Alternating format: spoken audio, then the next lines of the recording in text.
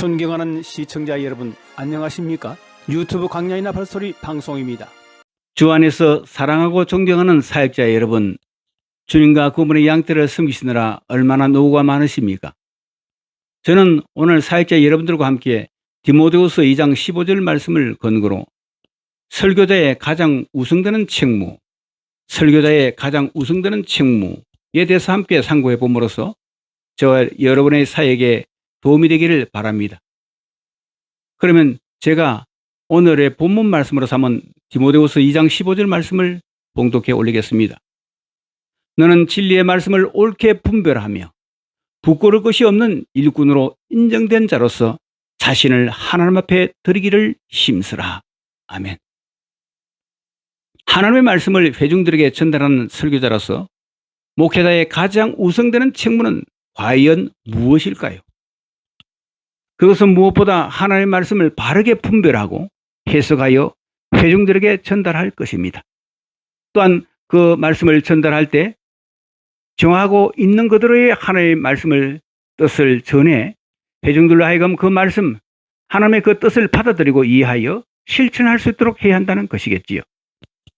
그렇게 하기 위해서는 우선 하나님의 말씀의 원저자이시고 해석자이신 성령님의 도움을 간구해야만 명령관한 일입니다. 또한 기록된 하나님의 말씀이 메타포, 즉 비유로 되어 있거나 묵시적인 표현으로 되어 있다면 그것을 회중들이 잘 이해할 수 있도록 풀어서 설명해 주어야 할 경우도 있을 것입니다. 그 경우에도 그 말씀이 속한 전어 문맥을 참고하여 그것들과 잘 동화되도록 풀어서 설명하되 하나님께서 그 말씀하신 원래 의도, 즉 원의대로 일단은 풀어서 설명해야 할 것입니다. 요즘 강해 설계를 중시하는 경향이 한국교회에서 유행하듯 최근에 번졌는데 그와 연계하여 말씀 묵상을 많이 강조하는 경향도 일어났습니다. 그러나 묵상도 성령님의 역사에 의존하지 않고 자신의 지성에만 의지하는 묵상은 인위적인 해석으로 거리기가 쉽습니다. 그러므로 가장 근본되는 성경 해석의 원리대로 말씀을 전달하지 않고 설교자의 지성에 입각한 묵상에만 의존하여 말씀을 전한다면 자칫 잘못 하나님의 뜻과는 무관하게 하나님의 말씀을 근간으로는 하나 수사학적인 표현의 듣기적인 인본주의적인 강연으로 그 의미가 축소될 위험성을 배제할 수가 없을 것입니다. 더 나아가 설교자의 그러한 행위가 지나치면 거짓된 가르침으로 발전될 가능성도 있는 것입니다. 마치 뱀이 하와에게 하나님의 말씀을 약간 비틀어서 허황된 말을 더해 유혹함으로써 그녀를 죄에 빠뜨리게 하는 큰 문제를 불러일으킨 것 같은 경우가 생길 수도 있다는 것입니다. 창세기 3장 1절로 5절 말씀을 보면 뱀이 여자를 유혹하면서 던진 질문은 1절에서 하나님의 말씀인 창세기 2장 16절로 17절 말씀에 조그마한 것을 더한 것뿐이었습니다. 이때 여자의 첫 번째 실수는 이처럼 하나님의 말씀에 대해 비아냥거리는 듯한 뱀의 말에 대꾸를 하는데 뱀의 비아냥거림 대꾸에 맞장구까지 쳤다는 것입니다. 즉 먹기는커녕 만지도 못하게 하셨다는 3절의 말을 더함으로써 대답한 것입니다. 이 맞장구를 통해 하나님의 말씀을 잘 분별하지 못하던 그녀는 엉뚱하면서도 뭔가 유혹할 만한 것으로 해석하는 뱀에게 그녀의 마음의 문을 열었던 것입니다. 여자의 마음을 확인한 뱀은 더 나아가 4절에서와 같이 하나님의 말씀에서 가장 중요한 포인트를 제거해 버립니다. 뱀은 자신의 계략에 말려든 여자에게 인간이 선악과를 따먹으면 하나님께서 하신 말씀과는 달리 다음과 같은 세 가지를 경험하게 될 것이라고 주장합니다. 첫 번째는 죽지 않는다는 것, 두 번째는 눈이 밝아질 것이라는 것, 세 번째는 하나님처럼 선과 악을 알게 되어 하나님처럼 될 것이라는 것입니다. 그리고 결정적인 뱀의 한마디, 결코 죽지 아니하리라는 확신에 찬 듯한 거짓말을 함으로써 그녀의 마음에 남아있을 수 있는 조그마한 의심과 두려움마저도 완전히 제거해버렸습니다. 그리고는 뱀은 5절에서 먹으면 너의 눈이 밝아지고 하나님과 같이 된다 라고 속삭입니다. 뱀, 즉 사탄의 이러한 행동은 사람이 하나님의 말씀과 규례에 뭔가를 더하기 시작하면 끝에 가서는 그 말씀과 규례의 모든 것을 저버리게 되는 결과를 초래하게 된다는 엄중한 경고를 우리에게 지금 보여주는 것입니다. 그래서 모세는 신명기 4장 2절과 12장 32절 말씀에서 두 차례나 걸쳐 하나님의 말씀에 무언가를 더하거나 빼는 행위를 절대 금하고 있는 것입니다. 물론 이 말씀은 요한계시록에서도 동일한 말씀이 나옵니다. 결국 마귀는 하나님의 말씀을 잘 모르거나 분별력이 부족한 사람들에게 접근하여 인간 안에 도사리고 있는 탐욕을 붙이고 유혹함으로써 그들을 멸망길로 이끌어나는 것입니다. 이와는 상반되게 두 번째 아담으로 이 세상에 오신 우리 주 예수 그리스도께서는 광야에서 40일을 금식하며 줄이신 가운데 마귀가 찾아와 마치 하와에게 뱀이 하나님의 말씀을 비틀어 시험한 것처럼 배고픔과 같은 생리적 욕구, 또 인정의 욕구, 그리고 세상 권세에 대한 욕구 등을 충동질하여 거짓과 함께 하나님의 말씀을 뒤섞어 시험했을 때 주님은 단호히 마귀의 힘을 물리치신 것을 복음서는 우리에게 보여주심으로써 우리에게 다음과 같은 교훈을 줍니다. 요한일서 2장 15절로 16절 말씀이 바로 그 교훈입니다. 이 세상이나 세상에 있는 것들을 사랑하지 말라.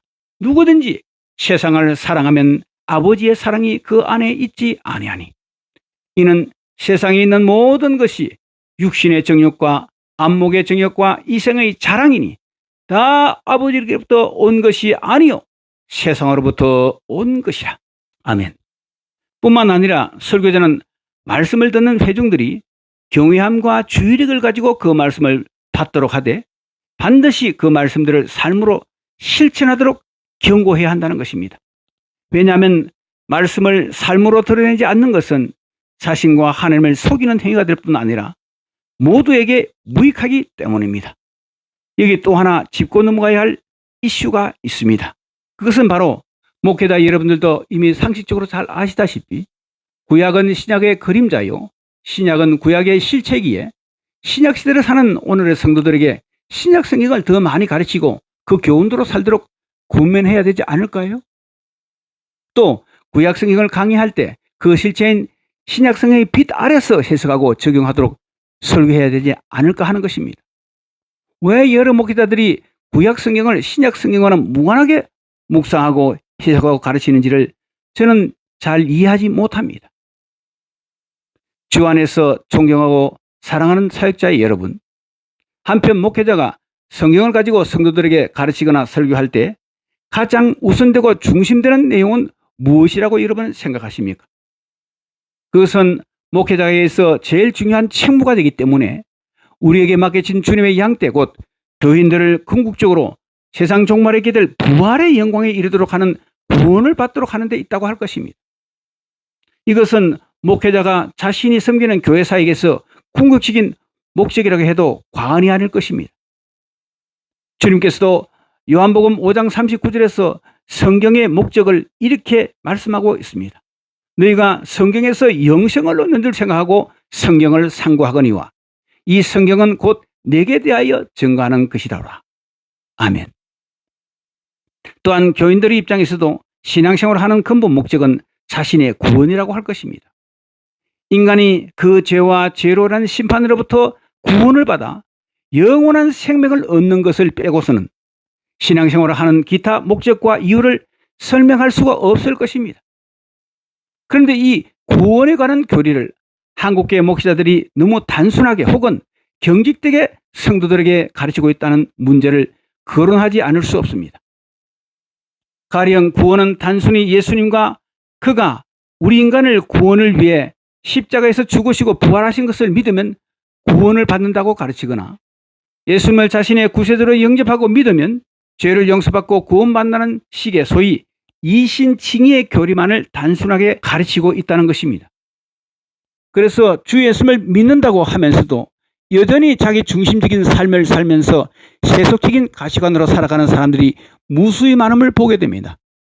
과연 성경 전체를 통해 가르치는 구원의 도리가 그렇게 단순한 이신칭의 교리뿐일까요?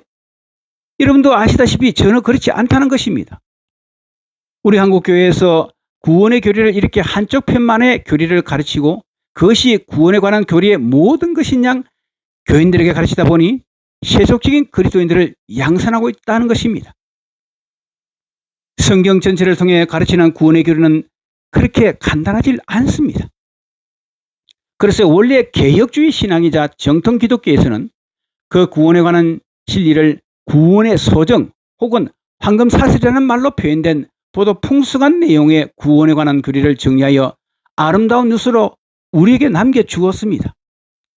여러분도 알고 계실지 모르지만 그것을 로마서 8장 29절로 30절 말씀 등을 근거로 간단히 요약해보면 성부 하나님의 예정하심에 따라 하나님께서 구원하실 자를 성자 예수 그리스도의 십자가의 죽으심과 부활하심의 구속 사역에 근거하여 만들어진 복음을 전함으로써 그들을 부르시고 즉 소명하시고 성령님의 역사로서 그 사람들을 거듭나게 즉 중생하게 하심으로 그들을 회심 즉 회개와 믿음에 이르게 하셔서 그 믿음을 보시고 하나님은 그들을 어렵다고 하시는 이 시칭이 뿐만 아니라 더 나아가 관계적인 측면에서 그들을 하나님의 자녀로 삼으신다는 것입니다. 즉 양자됨의 교리를 말합니다.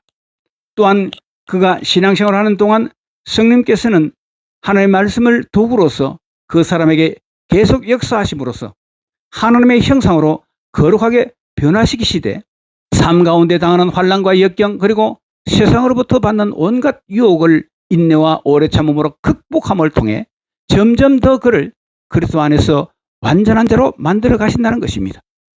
그리고 그 성도로 하여금 끝까지 주님을 의지하는 믿음으로 살게 하다가 죽음이라는 관문을 통해 죄성을 가진 육신을 그가 벗음으로 온전함에 이르게 되어 하나님의 품 안에 안식하게 되고 그 영혼이 결국 주 예수 그리스도께서 재림하시는 종말에 이르러 그는 궁극적인 구원인 영원한 몸으로의 부활 즉 영화에 이르게 된다는 것입니다.